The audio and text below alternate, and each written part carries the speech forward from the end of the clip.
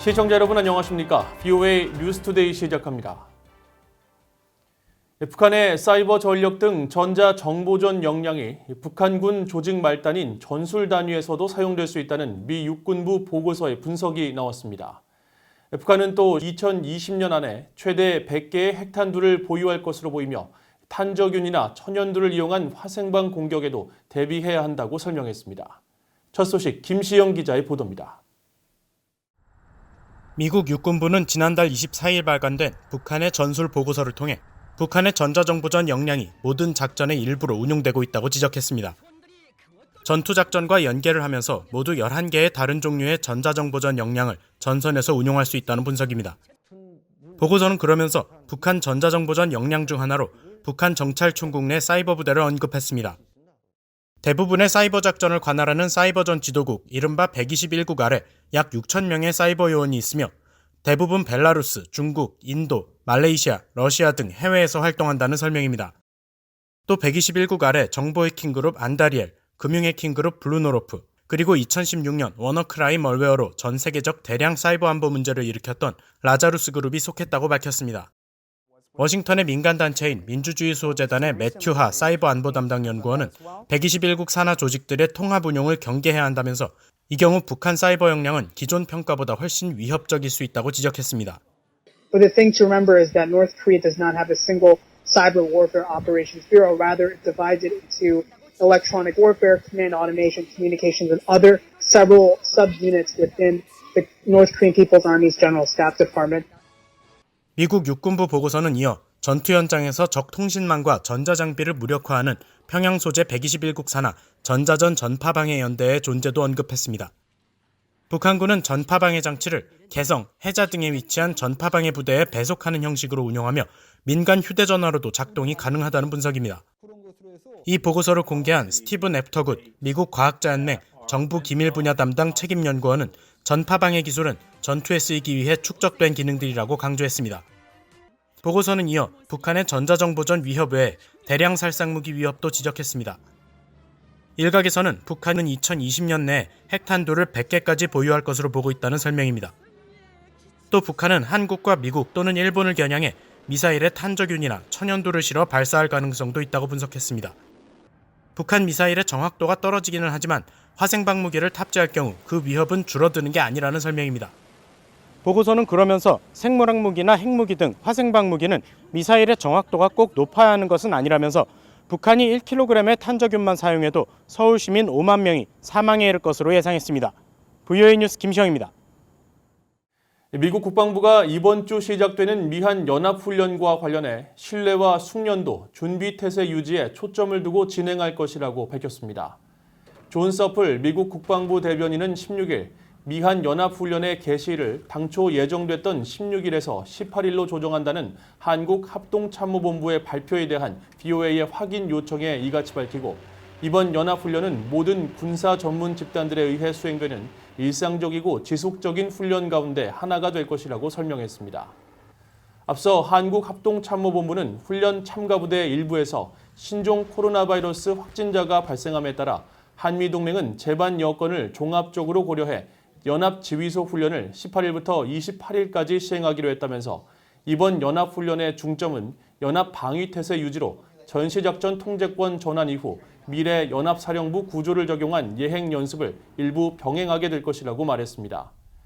이와 관련해 미국 정부 당국자는 지난 11일 전자권 전환을 위한 작전 운용 능력 검증은 이번 미한 연합훈련에서 어떤 훈련의 일부도 되지 않을 것이라고 밝힌 바 있습니다.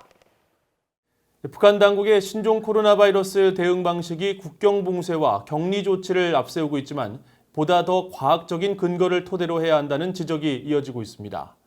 정확한 전염병 실태를 공개하고 국제사회와 협력하는 보다 효과적인 방역을 펼쳐야 한다는 겁니다. 안소영 기자가 취재했습니다.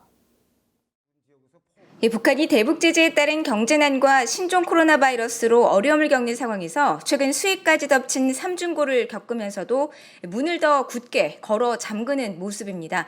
김정은 국무위원장이 코로나 바이러스 방역을 이유로 외부 세계의 수혜 복구 지원을 받지 말라고 지시한 가운데 유엔 아동기금 유니세프는 최근 북한이 신종 코로나 유입을 막기 위해 올 연말까지 국경 통제와 이동 제한 조치를 이어갈 수 있음을 시사했다고 밝힌 바 있습니다.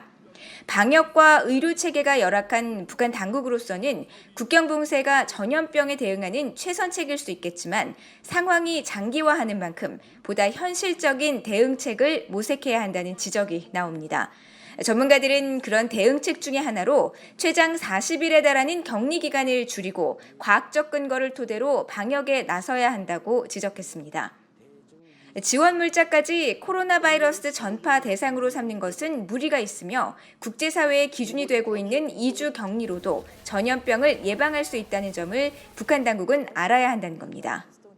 The extra steps that they're taking, which may not be based on science, but more of fear, is causing more harm. Or quarantining even cargo beyond what I would consider reasonable from a scientific standpoint. 박 국장은 그러면서 두려움에 입각한 과도한 조치보다 과학적 근거에 기반한 대응이 효과적이라는 점으로 북한 당국을 설득하면 접점을 찾을 수 있을 것이라고 말했습니다.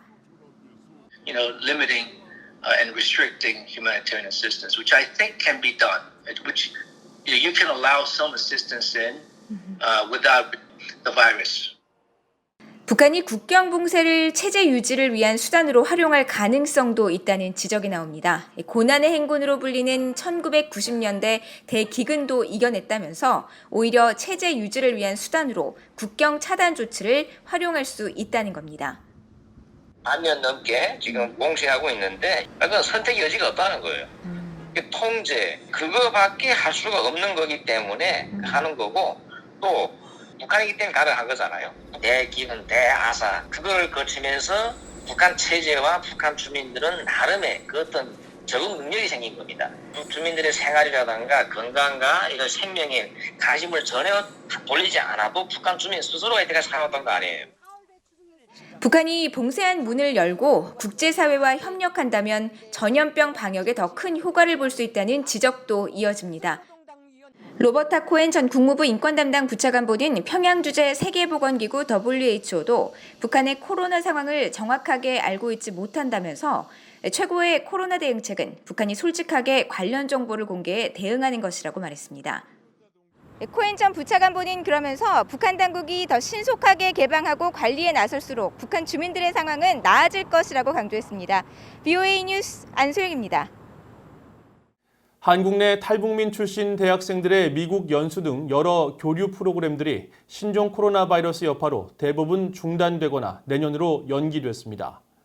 한국의 국립국제교육원은 최근 한국 대학생들이 미국에서 최대 18개월간 어학연수와 인턴을 할 수 있는 한미 대학생 연수 웨스트 참가자 선발을 코로나 바이러스로 인해 올해 중단한다고 발표했습니다. 이 프로그램에는 지난 2011년 탈북민 출신 대학생 5명을 시작으로 거의 해마다 탈북민들이 선발돼 미한 양국 정부의 지원으로 미국에서 영어 연수와 인턴 경험을 쌓았었습니다. 미국의 민간단체인 한인 나눔운동도 2011년부터 해마다 한국 내 탈북민 대학생 10여 명을 초청해 3주 동안 미국 정부와 국제기구 등에서 실시해온 워싱턴 리더십 프로그램을 코로나 때문에 내년으로 연기했다고 17일 밝혔습니다. 그 밖에 국제 방문자 리더십 프로그램, 글로벌 교환학생 프로그램, 기독교 대안학교인 두리하나 국제학교의 미국 방문 프로그램도 연기됐거나 취소된 것으로 알려졌습니다.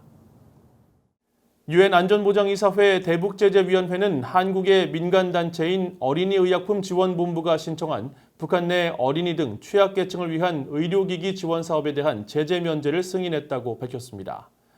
대북제재위원회가 최근 공개한 자료에 따르면 어린이의약품지원본부는 북한 내 영유아와 노약자, 임산부 등 취약계층을 위한 치과 치료기기 지원을 위해 지난 5일 제재 면제를 유엔에 신청했으며 지난 13일 최종 승인을 받은 것으로 나타났습니다.